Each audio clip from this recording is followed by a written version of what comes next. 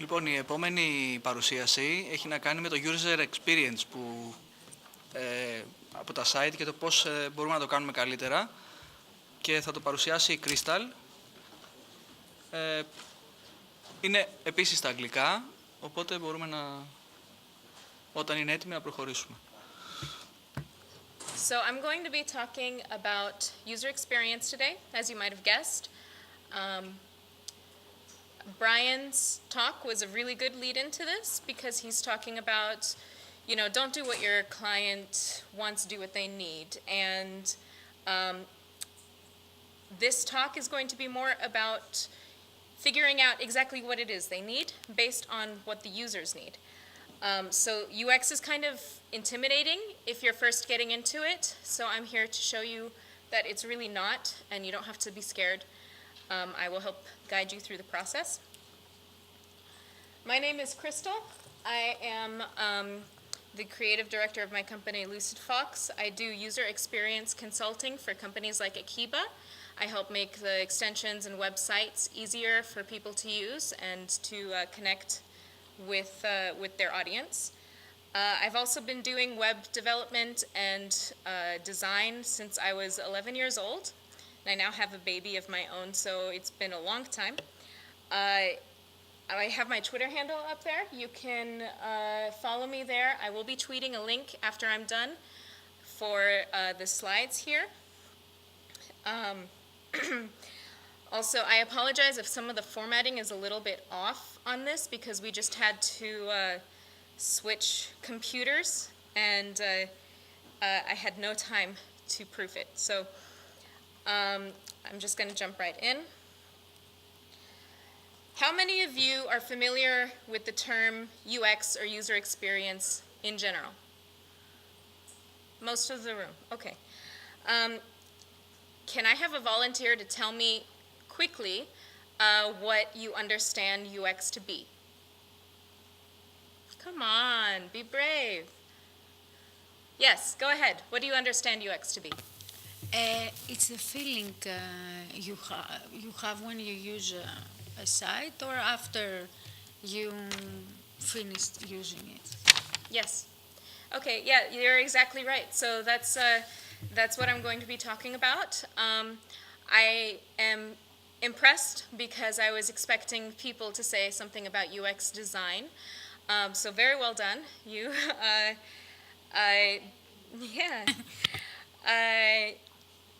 I often find it more productive to give an example instead of just telling you what UX is. So I want to do a quick exercise. If you can, pull your phone out or your tablet or something that has like a lock screen. Don't unlock it, just take a look at the lock screen. Does it show the time? Take a look at what's displayed there. It probably shows you your connection status, any notifications. Does it show you how to unlock it, or do you have to interact with it a certain way and that's not necessarily obvious?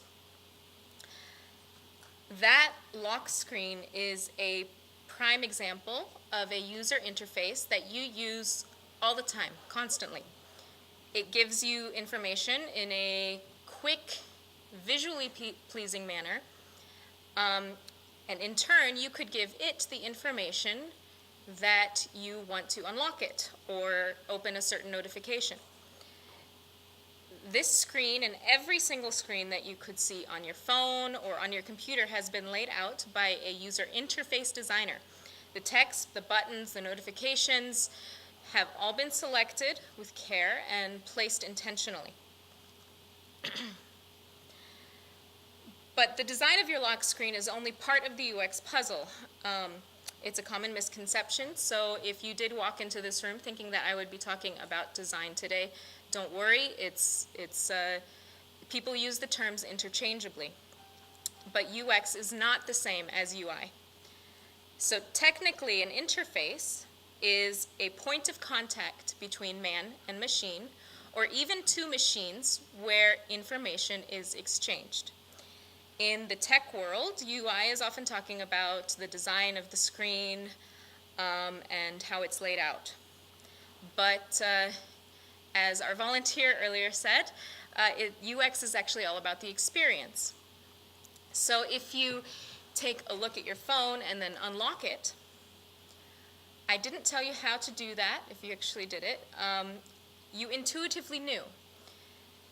So if you think back to the first time you used this phone or even any smartphone, did anyone show you how to use it? Raise your hand if someone showed you how to use your first smartphone. Raise your hand if you just figured it out. Right. So if you were successful the first time, you probably felt great. If you weren't, you probably felt kind of dumb because it wasn't intuitive, right? That was your user experience. It may seem like a silly thing to talk about, feelings, when we're designing or like developing even, but this is the official definition from the International Standards Organization of user experience. It says a person's perceptions, UX is a person's perceptions and responses resulting from the use or anticipated use of a product, system, or service. Note that that definition says absolutely nothing about design. It is only talking about feelings. So the UI is what people use to interact, and UX is how they feel or don't feel when they're having that interaction. Now, the design does influence the user's experience, but it is only part of the UX puzzle. It's also influenced by the business that they are interacting with, their customer policies, as well as whatever technology limitations they have. So an example of someone's business policies influencing a user's experience. We just had the experience with Cosmote here in Greece. We moved. We tried to transfer our internet connection to our new house, and they told us, no problem, we'll give you the same speed, it'll be the same price. So we said, great, okay, that's fine, no problem, we'll move. After we moved, we called and we tried to talk to someone about getting an appointment, and they said, oh, κάνουμε λάθος. We actually can't give you that speed, but we'll downgrade you for free to half of it, to 25 megabytes per second. No extra charge to you to have half. And we said, well, I guess it's better than nothing that we have now. What now? When can you set it up? They said, oh, well, the first available appointment is May 3rd. We moved in February. So that was 3 months that they told us that we who work at home would not have internet. Now, they had a very nice, fancy site that told us that they had internet available at our house, up to fiber speeds, it said. So it was a great design. If that was the only part that influenced our UX, it would be great.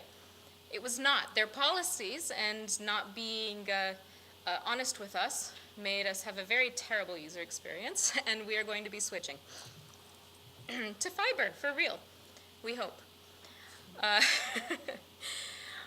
And on the top circle there, we have technology that also influences the user's experience.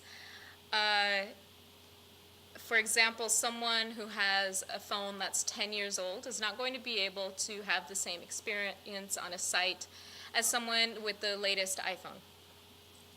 So you can't control that. You can't control what technology someone is using to access your site or use your extension. You can't control if they have a really old computer. Sometimes people can't control that if they work at like a government and they are stuck on, I don't know, Windows 2000 or something, you know. But you can control those bottom two circles.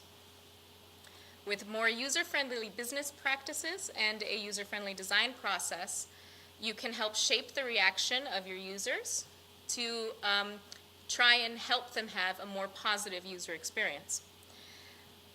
We're going to be talking about mostly the design process, but it is possible to apply this to your business as well and make sure that you're being more user-friendly throughout your entire business practice. But why should you bother? I mean, let's be real. User experience does take time, and time is money, and if you already have a process that generally works, why should you bother? For me personally, the main point is that it's the right thing to do. I don't feel right building a site, saying yes to everything the client wants and putting a slideshow and pop-ups and everything, knowing that the end user is going to have a terrible experience. It doesn't sit well with me. There are also like dark patterns that you can use to trick people to do things, and people do this intentionally, and I don't find that ethical. I think that's wrong. But if that's not enough of a reason for you to have a good user experience on your product, it also has a great return of investment. So I mentioned that I do user experience consulting for Akiba. And when we first started doing that a few years ago, doing user interviews and that sort of thing, for Akiba Backup, the extension for Joomla, we saw an increase in sales of about 20% in 1 month. And that was very, very minor changes, things that we were doing in the extension. There are other benefits too. If you have an extension or an app, good UX helps reduce the number of support tickets. On websites, it can also increase the number of conversions, so you actually get more quality sales as opposed to people who accidentally bought your product or something. There's lots of examples of how UX can give you a good return of investment. But essentially what it boils down to is that it helps lower the barrier between you and your users, making everyone's goals easier to accomplish. Because you have your business goals, you want to make a certain number of sales or something, and the user also has something they want to get done too. So with a good UX process, you just see where those points meet. So let's talk about that process. Crafting a good user experience means working from a good strategy. But since no two products or websites are the same, no two users are the same, there's no universal strategy to follow. You might have seen a lot of best practices articles out there, examples of patterns you can follow that work for someone. And while in many cases those techniques and patterns do work, there's no guarantee that those use cases match your own users. So it's better to do your own research with your own data. Also, I'd like to note that depending on who you ask, you'll get a bunch of different ideas about UX processes and what's the best way. There is no best way, because as everything on the web, it depends. What I'm going to be talking about is what works for me, and what I think is the foundation for many other processes, but people may talk about it differently. They may change things around. How many of you remember the scientific method from like elementary school? The method that you use in scientific experiments and that sort of thing. It might be an English-speaking world thing. Okay. Is there a Greek equivalent? You don't know. Okay. I should have run this by the Greek in my house. Don't worry about it. We're going to go over it now. And again, I'm sorry about the formatting. I forgot to transfer the font. Anyway, we're going to go through the scientific method that I am familiar with because user experience design is a science, not an art. So the best way to approach UX research for an existing product or existing site is with a method that is very close to the scientific method that at least I learned in school. So the goal of this is to identify a cause and effect relationship. This is useful in user experience because if you can identify what causes your users to behave in a certain way, you can make changes to help influence that behavior. So this method has a few requirements in order to work. First, the results must be measurable. Remember, the point of all of this is to find a cause and effect relationship. So you want to know what works best for your users. Some examples of measurable things are bounce rates, exit rates, conversions, sales, things that you measure with a number, right? If you have enough traffic to get statistical significance, you can use Google Analytics or Hotjar. It does take a hit on your site, but if you have enough traffic to justify it, it's a good resource. If you are developing an extension or you have a smaller website, you can measure things through user testing, either moderated or unmoderated, like how long people take to find something on your site, things like that. So the second requirement is that you must have a fair test. A fair test is where you change only one thing and you keep everything else the same. This is very important because if you change more than one thing at a time, you can't know why the data changed, right? You don't know if it's a fluke. So it's also good to have a control, if you can, basically one set of data where you don't change anything to make sure that your results aren't a fluke. And finally, if anyone here ever watches the Mythbusters, it's not science if you don't write it down. Keep track of what you're doing, what you're testing, why. If you keep this information, you can reference it later for future testing or to compare it with later results. So once you're ready to meet all three requirements, we can get started. So we start by asking a question or identifying a problem. We then go to doing background research, forming a hypothesis, conducting an experiment, and then analyzing the results of that experiment. Then when the question has been answered or the problem is solved, you make a conclusion and repeat the tests as necessary. So first, ask a question or identify the problem. Remember, the results need to be measurable and you need to construct a fair test. So remember your question words. It's not enough to just ask a general question like, why don't people like my site? You need to be specific. A better question would be, why do people miss the link to the tutorials even though it's right there in front of my face? More examples would be, how do we decrease our bounce rate from 75%? Or what color buttons do people click on more? Or why aren't people reading the freaking manual and how do we fix that? These are only a few examples. The questions that you have, the problems that you're trying to solve, are going to change depending on who your company is. So once you've determined what you're trying to find out, you move on to research. There are two main things that you care about here, and I mentioned them before: the business goals and the user goals. So the business goals should be the easier part. If you have a business plan, it should be written there, or at the very minimum, you have a reason that you want to improve the user experience. So what is your goal? Do you want to increase revenue? Do you want to increase impressions on ads?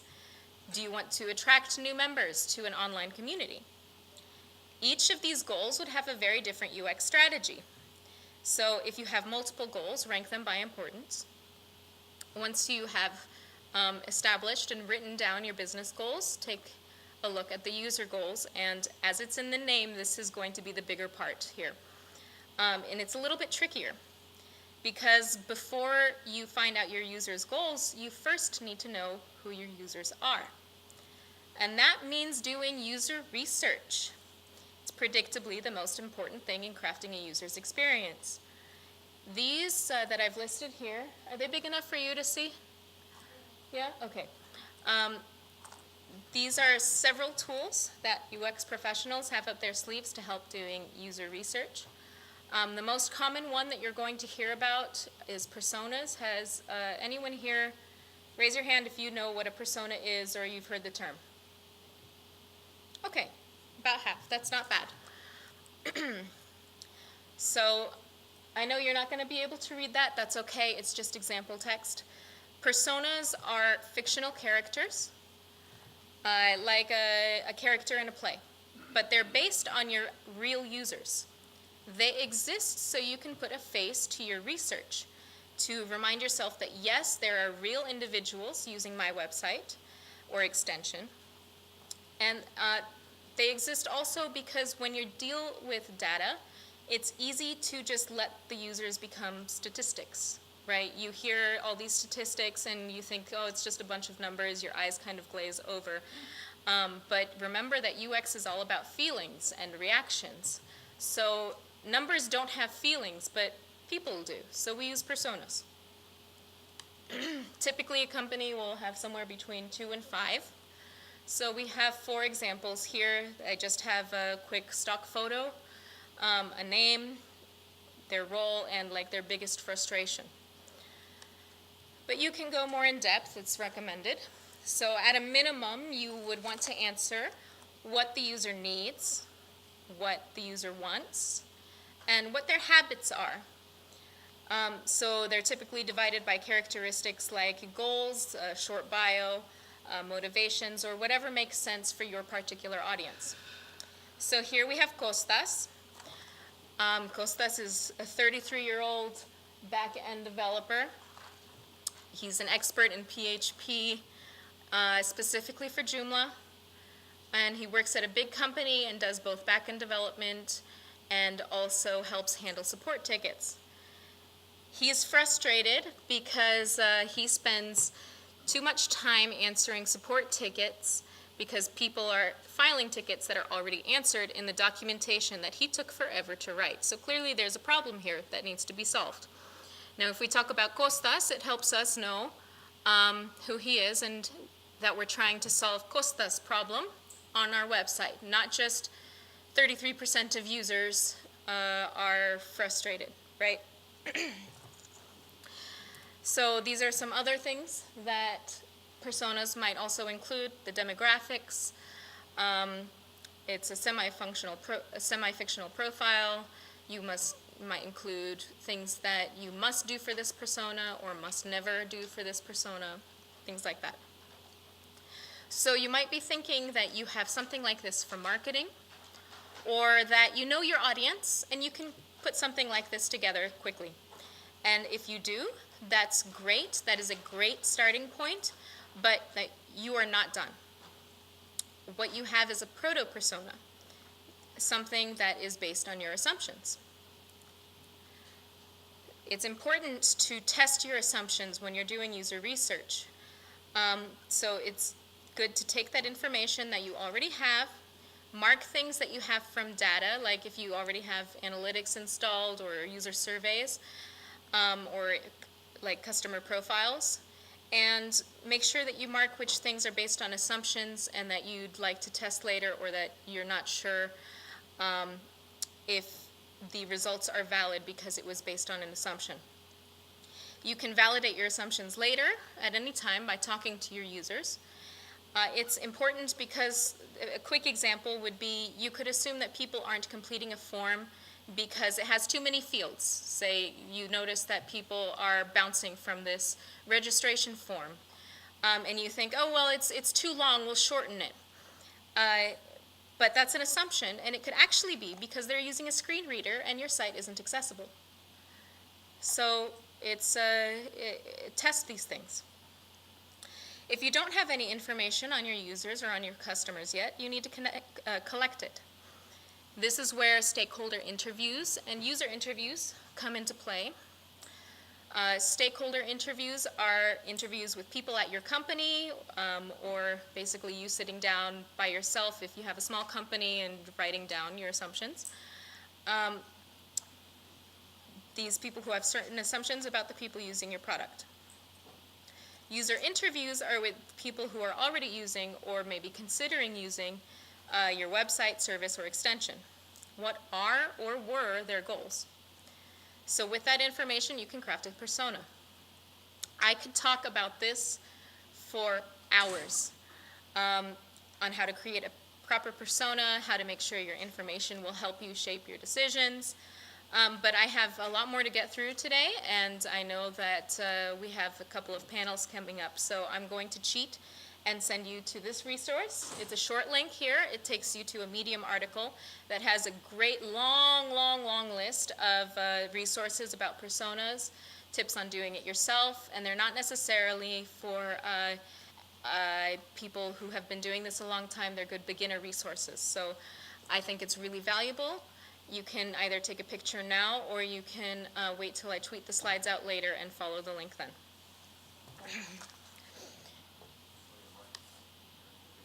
Is it not? Is that better? Better? Okay. Tell me that like 15 minutes ago.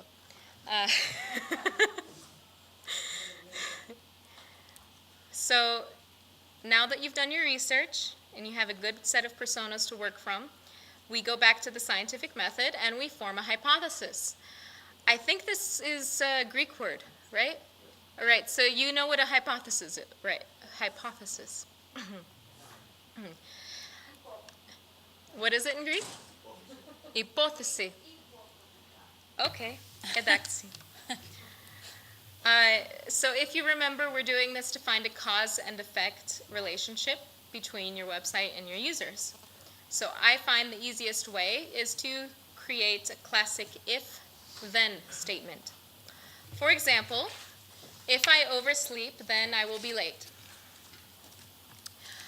It helps if you reference the question you had right at the beginning of the process.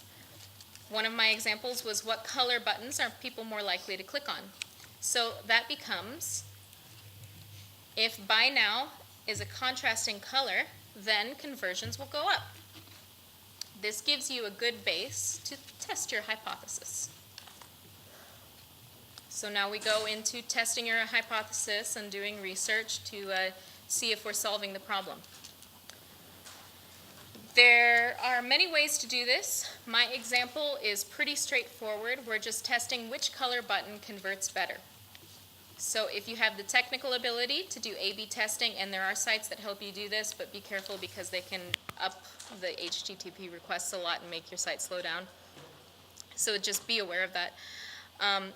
Anyway, A/B testing would be best in this scenario. It's where the traffic going to your website is split into segments, and each segment is presented a slightly different version of the same page. So I would say, okay, I want 1/3 of the people to be presented with a red button, 1/3 of the people to be presented with like a bright yellow button, and 1/3 to be presented with a button the same color as it was before, as a control. Depending on your hypothesis, you might need to use other methods. There's moderated testing, where someone sits down with a user and watches them complete a task. Unmoderated testing, which is basically the same, except they do it by themselves. It's self-guided. You can monitor analytics if you have Google Analytics or something like that, or you can distribute surveys, that sort of thing. There are services available to help with any of these methods, and some of them will even help you craft the test. This is also something that I do, so if you're overwhelmed by the thought, you can come and talk to me, and I can give you advice, or happy to talk to you more about it later. But remember, as you're designing your test, that the results have to be measurable. You want to test something that you can put into numbers so you can clearly see the result.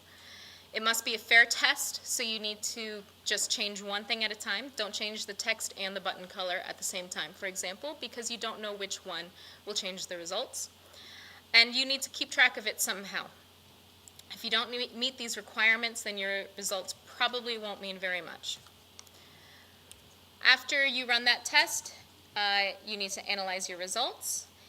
And I can't really go into it more because the kind of results you get depends on your users, what test you did, what your question was, your methods, that sort of thing. But it's generally pretty self-evident because you say, oh, okay, when I changed the button color, 75% more people clicked on the yellow button than they clicked on the original button, right? So that would be the kind of result that says, this is a good change, I'm going to make it permanent. So when you're done, right? No. Remember, at the scientific method, the very last step is 6 to infinity, repeat as necessary. It is always necessary, and that's the benefit of using a process like this. You can make really small changes to make significant impact, a little bit at a time, to improve your site or product, and you can keep doing it over time, siga, to make your product better. And there are other benefits to making small improvements over time because most users don't like to deal with major changes all at once because it can be disorienting. So like, was it 1 or 2 years ago, we did the redesign of Akiba.com. It was too many years ago, I don't know. Sorry? Okay, so it was 2 years ago. We actually changed the menu of the site first and leave the template the same so that people would get used to where things were.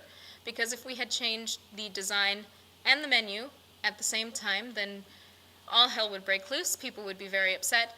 But since it was more gradual, there was still some people who were unhappy, but they didn't notice it as much as they would have if we had done everything at once.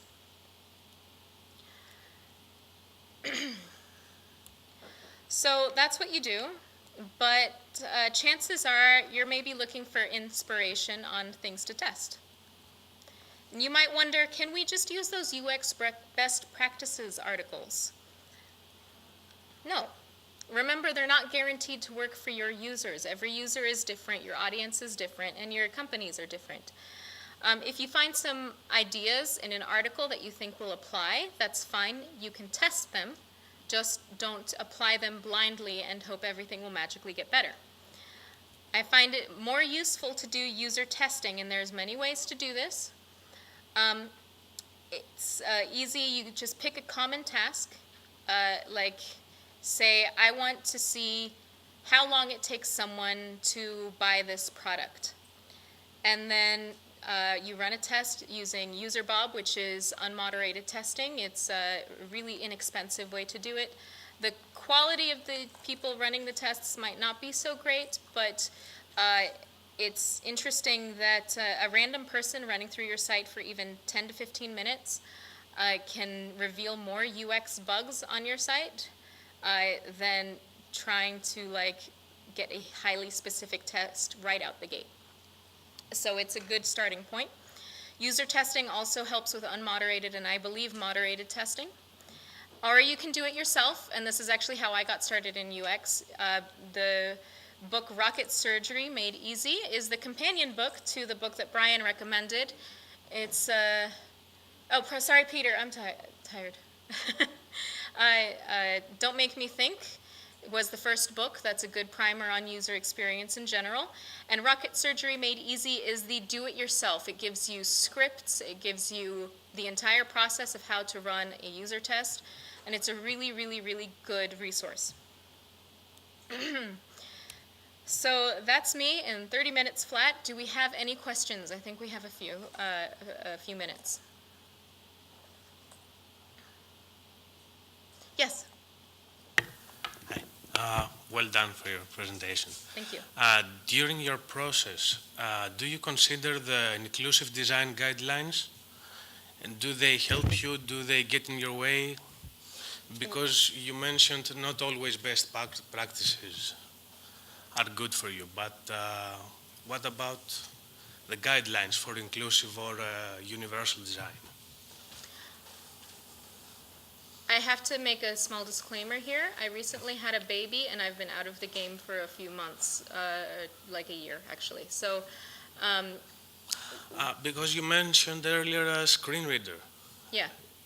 So I assumed you know, but... Oh, yes, yeah, okay, so, sorry. You mean like accessibility guidelines Yes, and that sort of yes. thing? Okay, that's different. Accessibility guidelines are more technical than like an article, random article on Medium, for example, that says these top 10 tips will help you improve your website, right? Or even like Brian's talk that said, oh, don't include a slideshow, don't do pop-ups, don't do that. And those are true in specific circumstances, but there are certain audiences where those particular methods would work and they would be important, but you can't just say, I want to do it just because I can, or because it's pretty, or because the client demands it. You have to have a reason. Accessibility guidelines are different in that they are allowing people to access your site, right? It's a technical guideline on how to develop things and how to design things so more people can use it.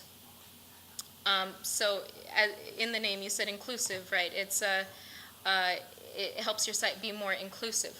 It's not necessarily a best practice in the way that I meant best Yes, but practice. it has an impact on UX, doesn't it?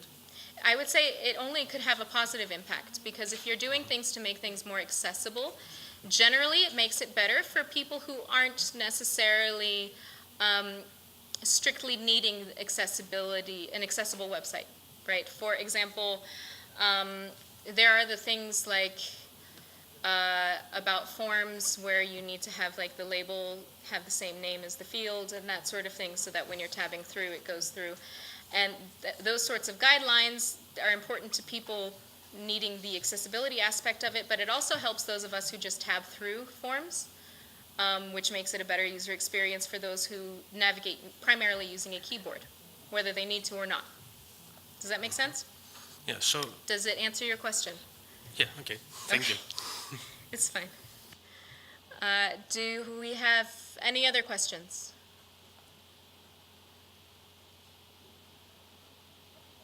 No. All right. Thank you very much for your time. You can find the slides there. They'll be prettier because they'll have the right font and they won't be like wrapping weird. And I'll also be tweeting a link later. So thank you very much, and talk to you again soon. Κύριε Χειροκρότο. Ναι, merci beaucoup.